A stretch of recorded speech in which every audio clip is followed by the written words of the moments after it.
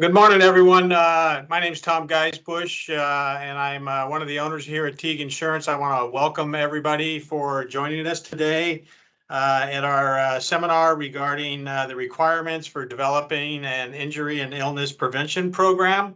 Our presenter today is our Director of Safety and Risk Management, Drew Timon, and he'll be getting started as soon as I finish the introductions. I wanted to just, everybody that's attending this morning is on mute and no cameras.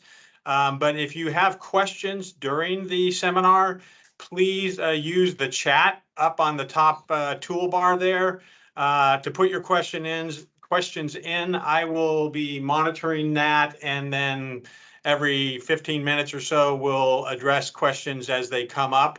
And with that, Drew, take it away. All right, thanks, Tom. Good morning, everybody. Some additional administrative stuff on top of what Tom put out. We will be recording this video. It will be available on our website shortly after the seminar concludes. We'll also be including some resources for you, some templates on IIPPs, as well as some guides on how to develop those. So look for those on our website when we finish up today. Let me take a second and share my screen so you guys can see my deck, and then we'll go from there. Now, can everybody see the Teague Insurance Agency title slide? Since they can't hear you or can't speak, I'm going to answer that question. Yes, we can see it. Perfect. Thank you. All right. So as Tom mentioned, we're going to be discussing the injury and illness prevention plan requirements. This comes from Title 8 of the California Codes of Regulations, Section 3203. So if you want to reference Cal OSHA's regulations on this specifically, you can find it underneath that standard. So what is an IIPP? This is the California equivalent of the federal and other states' OSHA plans safety and health management program. The requirements for them went into effect back in July 1st of 1991 and is considered a master program for all other required programs within your safety program. So what that means is that all other safety programs that you develop are going to be subject to your IIPP. Essentially, it lays out the employer's responsibility to provide a workplace where hazards to employees have been minimized or eliminated in order to meet their responsibilities for a safe work environment, or the general duty clause, which a lot of us are familiar with. Supervisors and managers should note that an IIPP does not need to be an all-in-one program that contains such things as accident and incident investigations, heat illness, and so on. These required programs can be separate from your IIPP. It's really a personal preference. You can choose to build it into an existing IIPP or have it be a separate program as long as it's subject to the IIPP. So why is this important? Why do we want to take the time and develop this plan? So although injuries and accidents have been common in the workplace since people began to produce and build, there have been noticeable decreases in such incidents in the work environment that have, for employers that have implemented an IIPP. So we've seen a decrease of injury and illnesses. Statistically, there's a reduced cost of doing business in the form of lower insurance premiums, time and money that's put into training of employees, and other required financial burdens. Many businesses see an increase in productivity from their employees as well, who's working under an employer who's assured that there's a IIPP in place. And then many employees also have an increase in morale. So there are some of the benefits in addition to it being a legal requirement. So every employer that is conducting business within the state of California is required to develop and implement an injury and illness prevention plan, and for that applies to all employees within the state. So here's the agenda, some of the things we'll be talking about this morning. We were just discussing the requirements for the state of California. we want to make sure that a copy of that IIPP is maintained at every work site or at a central work site if the employer has non-fixed work sites like a physical plant or operations. The requirements for establishing and implementing that plan, we already talked about what section it came from. And then we also have to make sure that each employee is aware of the IIPP. So this can be accomplished through training, email correspondence, bulletins, other means of communication. All IIPPs must have a statement on employee access to the IIPP and other programs. So essentially, it's going to state in there that the employee has the right to review the IIPP at any time, that the employer will make it available upon request within 5 business days of the request to the employee, or make access available through a digital means, like a company Ethernet portal, where employee have access to that and can find the IIPP at any time. So within this lesson, we're going to cover the basics of what an IIPP is, the benefits of the program, components normally found within an IIPP. We'll talk about inspections and trainings that need to take place once an IIPP has been established, and then additional information on employee rights to access. Safety analogy. So this has been out in the safety world for many years now. The first time I saw this was about 5 years ago, working on the light rail extension project in La Jolla. And essentially what this is saying is that for every one serious injury that our workers experience, and this could be an injury that's at the level of a fatality as well, that we see 29 minor injuries, 300 non-injury accidents, and 3,000 hazards that lead up to that one serious injury, that one fatality. So why is this important? Well, developing an IIPP, having our hazard assessments done, making sure we're recognizing hazards and correcting them, are taking steps to reduce these numbers. They're making us address them while they're smaller, right? We don't want to have an unmitigated hazard that turns into a minor injury that now turns into something serious because we didn't put anything into place. All right, so just a little insight on why this is important and the benefits that you'll see of it long term. So Cal OSHA has very specific program elements that they require the IIPP to have. There's 8 of them listed on the screen: responsibility, compliance, communication, hazard assessment, accident and exposure investigation, hazard correction, training, and record keeping.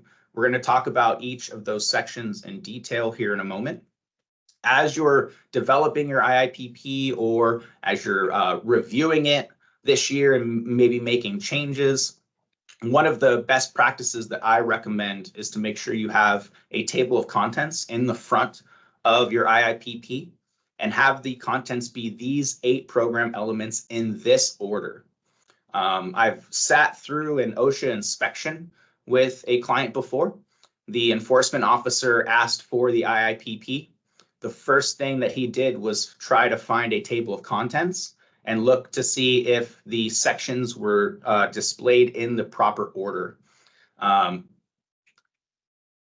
Steps that we can take to make it easier for Cal OSHA is going to benefit us down the road. You know, if we have a table of contents in place, they know where to flip within the IIPP to find specific sections. We simplify it for them. We want them out of our hair as quick as possible. So that will make that experience better in the event that you do experience an inspection down the road. 2 additional things that they will ask for is training and instruction and record keeping. All right, and we'll talk about those sections down towards the end. So that first section is responsibility.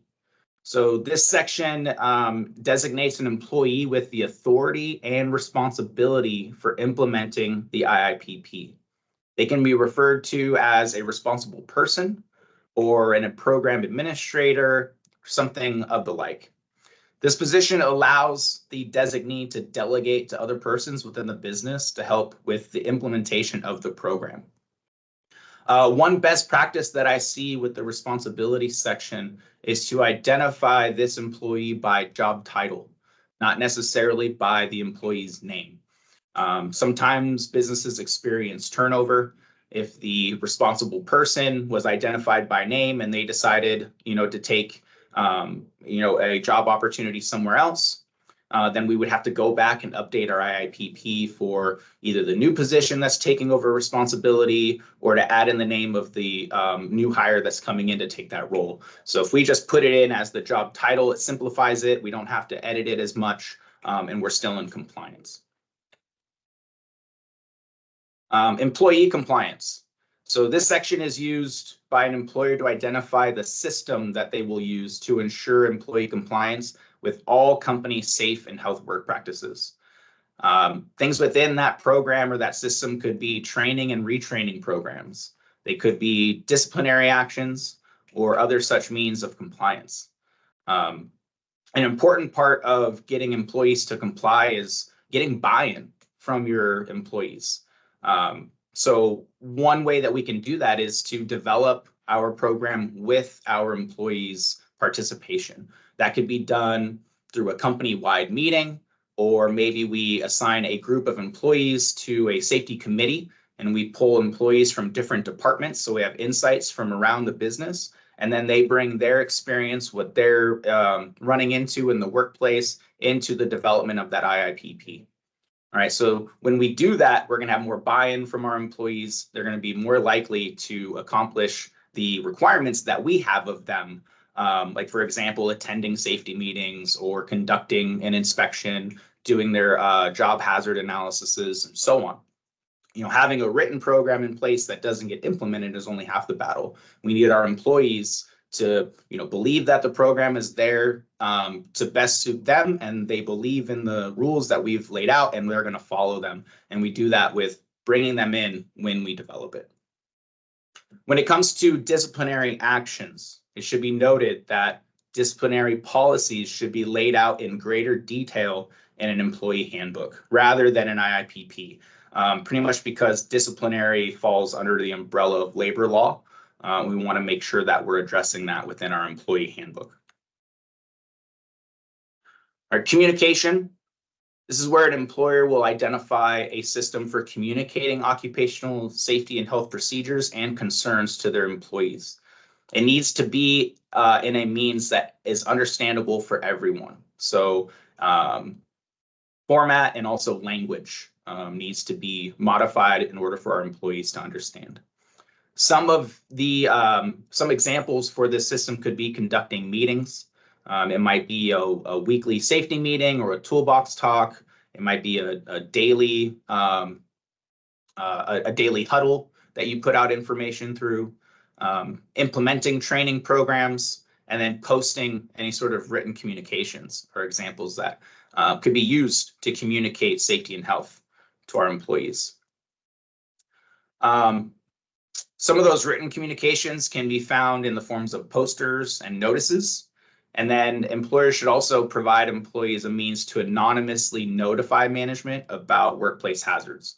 This type of system should encourage employees to report hazards without the fear of reprisal. So this is creating that two-way street, right? We're going to have a system for communicating with our employees, but we also want a system for them to communicate with us if they're experiencing a hazard in the workplace that's not getting addressed, or they're concerned about, and maybe they're fearful of telling their supervisor, maybe they're fearful of getting in trouble, so they want to make it anonymous. And we give our employees that ability, and we write that into our communications section. All right, hazard assessment. So this section is where an employer will identify the procedures to be used in identifying and evaluating workplace hazards.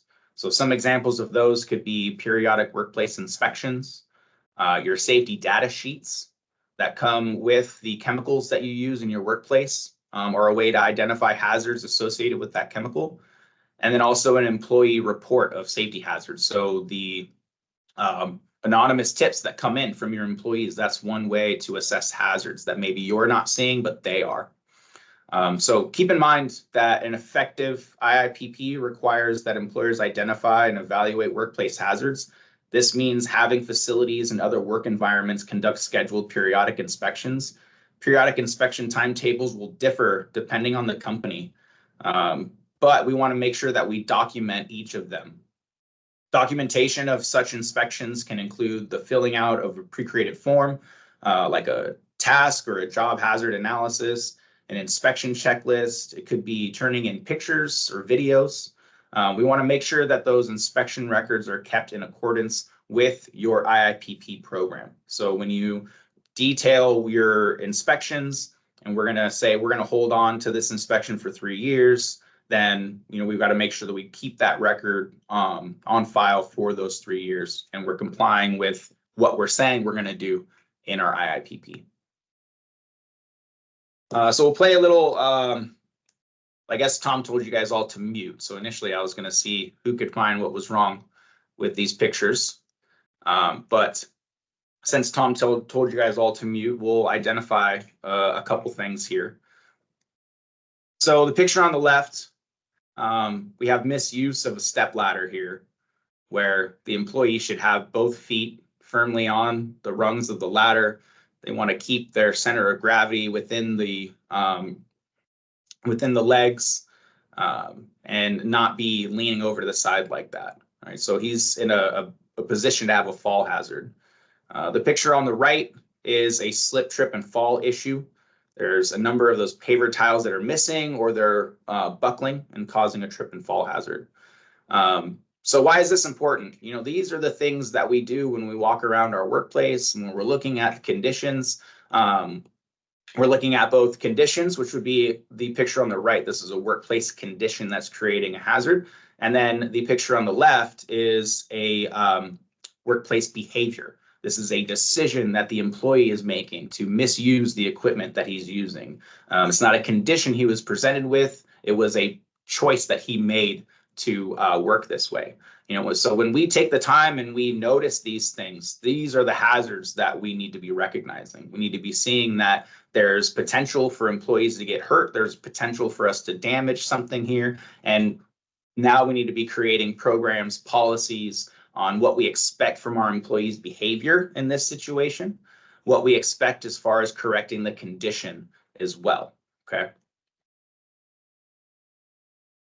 Well, some timeframes for doing these inspections. So we want to make sure that we do inspections prior to introducing new products or chemicals, when new processes have changed, when employees have been added to a task, and so forth. Accident investigation. This is where an employee or employer will detail the procedures that they will take to investigate an occupational injury and illness. So this might be the steps that you want your employees to take to secure the scene. If you want to identify an investigation team ahead of time, right? What are the steps for interviewing witnesses? Make sure that we separate witnesses, that we talk to them separately, and we ask the same questions so we get answers along the same lines, that someone's taking photos. What is going to be everyone's responsibility? How are we going to go about investigating these? Now, OSHA wants to see that employers are taking the steps to investigate, because there's so much that we can learn from each injury and illness. It's unfortunate that it happened, yes, but can we use what we learned from this to prevent it from happening from the next person? So that's what they want to see here. What are you doing to keep this from occurring again? Keep in mind that these procedures can be general in nature, and then they can be expanded upon in a separate accident and incident investigation program. All right, correcting a hazard. This section is used to identify what methods and procedures the employer will make to correct identified unsafe or unhealthy workplace conditions. So who should employees notify and how? Like, what is the process for an employee to notify management that there is a hazard in their work area? What type of documentation do you want to have or you're going to require of the correction? And if you're going to be making corrections to hazards, make sure you document them all. Include a before and after picture, details on what corrections were done. It's going to help display the employer's due diligence in preventing workplace injuries. Once an inspection has identified that a hazard is unsafe, managers and supervisors should correct it, and the correction or corrections should be documented. Documentation of corrections can include pictures, receipts, and so on, and should be kept along with inspection records. Corrections should also be made when an unsafe or hazardous work condition is observed.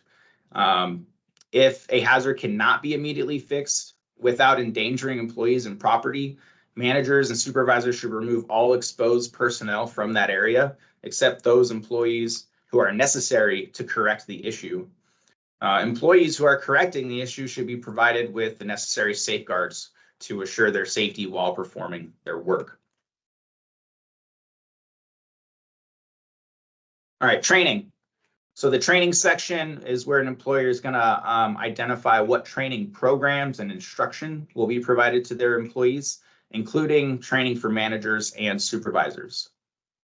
Employers are required to provide training to its employees at the following times. So upon hire or new job assignments, when new substances, processes, procedures, or equipment are introduced to the workplace, or whenever an employee is made aware of a new previously recognized hazard.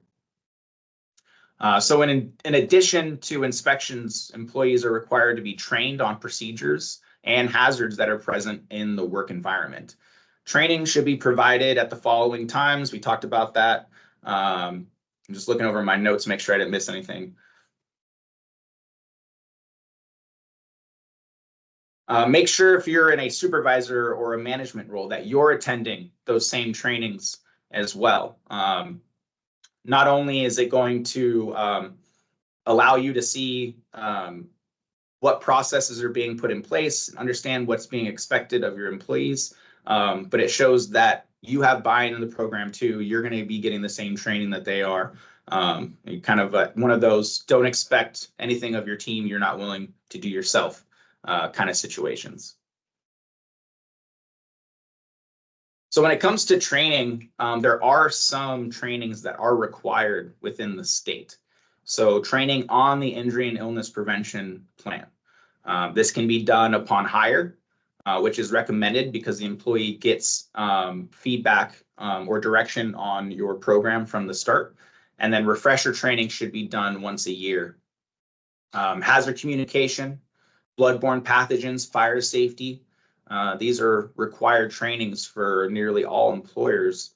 However,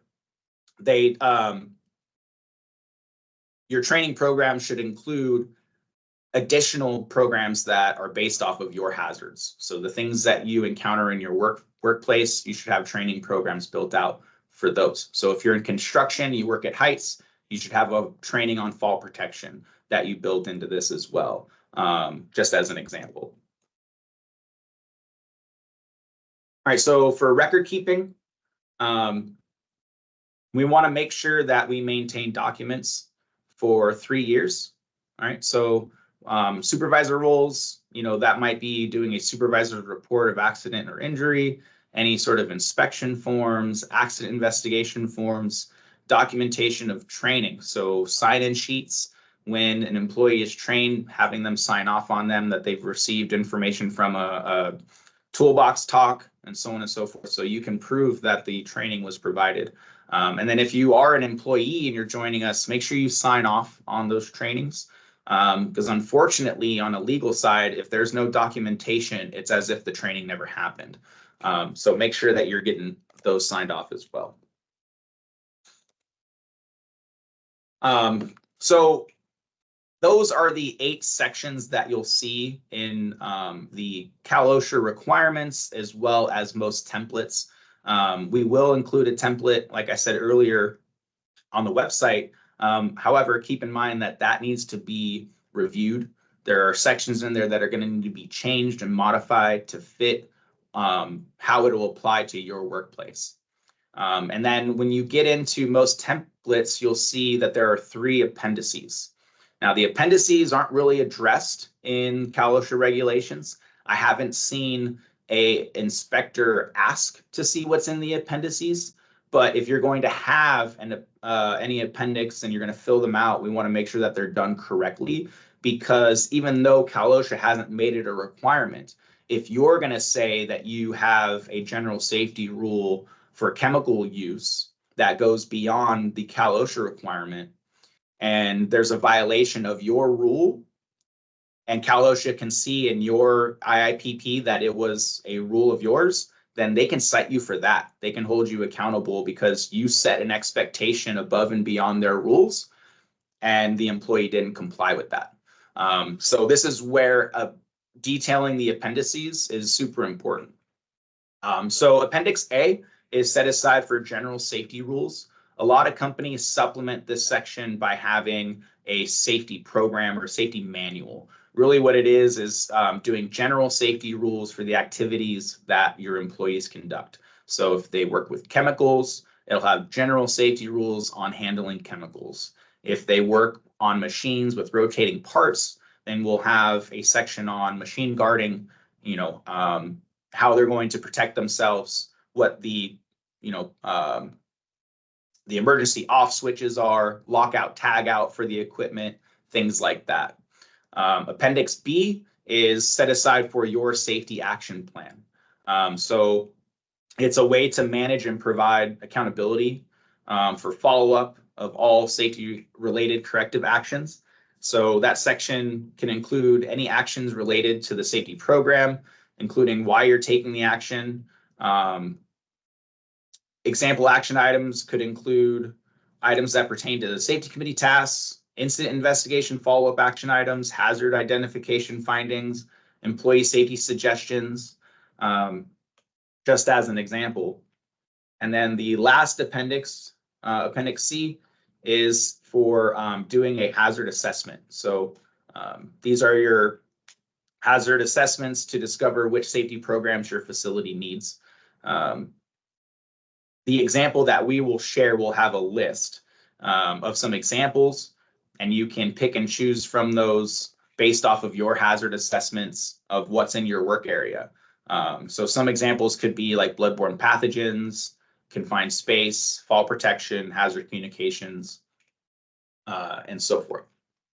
So it's really a choice if you want to get into the appendices and fill those out. I do recommend having a safety manual, which has general safety rules at least separate from your IIPP if you don't. OSHA will ask for any sort of guidance that you're giving your employees that may be above and beyond what OSHA has put into place. And as an employer, you have the right to do that. You just can't have a policy that's less strict than OSHA. All right. And then just remember, we talked about it. Injury and illness prevention programs is the master program for all required programs. This written program must have all required components and have all aspects of the requirements completed for it to be considered effective. Employees have the right to access this and other programs if they choose to review the material, and managers and supervisors should become familiar with their company's particular IIPP. So that's the IIPP in a nutshell. Are there any questions that you guys have at this time or that have come up while we're doing the slides? Drew, you did a really great job because there's been no questions throughout the presentation. So I guess at this point in time, none of the folks that have been attending have any questions with regard to it. I would like to just remind all those that are attending, to reach out to your insurance broker here at Teague if you have any questions, as well as reaching directly out to Drew if you need assistance or have questions regarding your injury and illness prevention program. And it looks like we're going to be finished well in advance of the 1 hour that we allotted for this. I don't know if there's any other comments that you wanted to make. It looks like a chat question may have just popped up here. It says, will you be sharing the slideshow is what somebody's asking. Yes. So on Teague's website, there's a resources tab. Under the resources tab, or is it seminars, Tom? Seminars tab. One of those. It'll be on the seminars tab. Seminars tab. Yeah. Which will have a list of upcoming seminars that you can register for, as well as recordings from previous seminars. And then attached to those, we will have this slide deck. We'll have links for Cal OSHA. There's a guide that they put out back in 2020 on developing IIPPs that I'll share, as well as some other resources from Got Safety and from Succeed on IIPPs for both employees and for managers. Keep in mind that your IIPP is kind of like a living document. It's got to be modified. It needs to be edited. We need to look at it probably once a year and see how our operations are still conforming to that IIPP and make corrections if we need to. So this isn't a one and done, store it in a file type of thing. It's something we need to periodically go back and refresh. Another question just popped up, and it has to do with workplace violence requirements. Does the workplace violence requirement affect the IIPP? It should not affect the IIPP. You can obviously use workplace violence or build it in as a hazard assessment, as something that you have general rules for. However, you need to have a workplace violence prevention plan coming up as far as coming up here in July. So the new plan shouldn't modify your existing plan other than tying that workplace violence plan into your IIPP, or having a statement within it that it's a separate document, just like a heat illness plan or a fall protection plan would be separate as well. And we just as an aside, last month we had a seminar put on by our employment law attorney, Chris Olmstead, that spoke to workplace violence. So, and that information is a recorded seminar as well, and it has slide presentation, the slide deck as well. So if anybody has questions regarding that specifically, other than talking with Drew directly, there's some information on our website, again, under the resources, and then get into the seminars, and it'll show the past seminars that we put on. And last month it was regarding the workplace violence prevention. So that might be helpful. It appears we got no other questions at this point.